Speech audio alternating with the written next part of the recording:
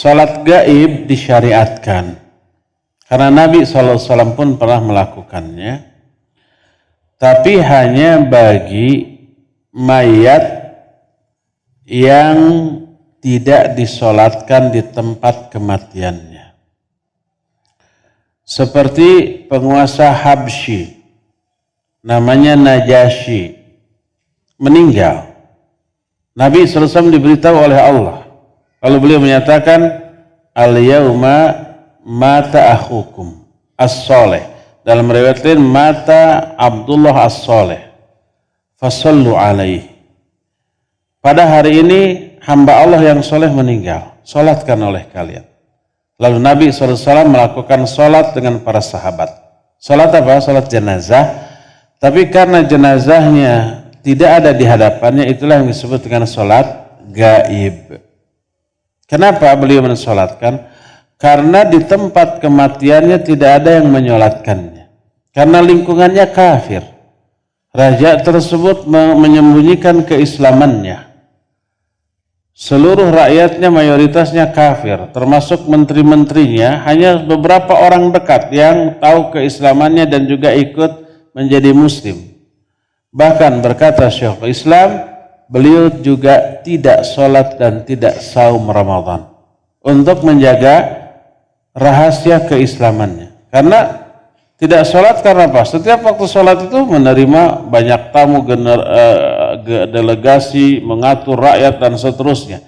Kemudian ketika Ramadan makan minum karena harus menjamu atau harus bertamu dan dijamu. Tidak sholat, tidak saum, ya. Tapi ketika mati disolatkan dan oleh Nabi disebut hamba Allah yang soleh, saudara kalian yang soleh. Ketika mati diurus berdasarkan kebiasaan di kerajaan tersebut, diurus sesuai dengan agama mereka yang Nasrani, maka disolatkan secara gaib oleh Nabi SAW. Adapun para sahabat yang muslim yang mati di kota lain, di kota Mekah, di kota Taif, di kota lain meninggal, diberitahukan kepada Nabi SAW, beliau tidak mensolatkan para sahabat tersebut secara gaib. Karena apa? Karena sahabat yang mati di kota lain sudah disolatkan di tempat kematiannya. Maka tidak ada solat gaib bagi mayit yang sudah disolatkan di tempat kematiannya. Jadi solat gaib hanya ada bagi mayit yang tidak disolatkan. Seperti waktu ada tsunami Aceh. Ratusan ribu orang meninggal, ya. Disolatkan enggak? Tidak. Ada yang hidup boro-boro nyolatin. Belum tentu dia sendiri sholat, ya.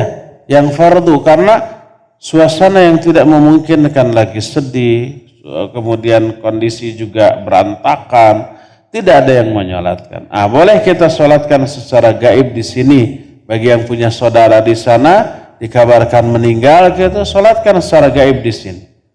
Karena diduga kuat di sana tidak disolatkan, bahkan belum ditemukan.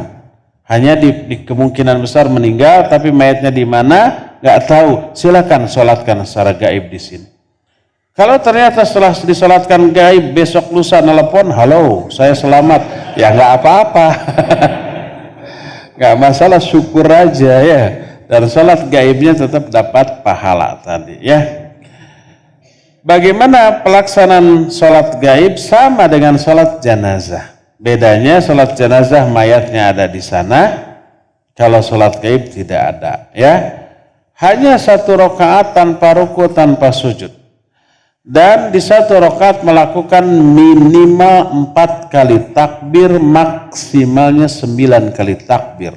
Nabi SAW pernah melakukan 4 kali, 5 kali, 7 kali, sampai 9 kali pernah. Tapi kebanyakan di kita berapa? 4 kali, jangankan 5 sampai 9 kali, 4 kali aja bingung doanya. Ya, gak hafal, karena jarang. Kecuali kalau yang rutin umroh setiap bulan, 2 bulan sekali ke Mekah, tidak akan lupa. Karena setiap sholat di sana selalu diikuti oleh sholat jenazah. Maka nempel terus. Tapi bagi orang yang Sekarang besok ada yang mati, buka dulu. Buka dulu, dihafalkan. Besoknya hafal, udah plong, belum tentu setahun ada lagi yang mati kan? Atau ada tapi belum tentu kita ikut menyolatkan. Jadi lupa lagi. Jangankan orang biasa, ustadz yang ngajarkan tata cara sholat jenazah pasti akan lupa. Pas ada yang meninggal, buka dulu, menghafal dulu ya. Kecuali sekali lagi kalau orang tersebut rutin umroh atau pergi ke Makkah ke Madinah, maka setiap sholat pasti ada sholat jenazah sehingga nempel terus, nggak akan lupa.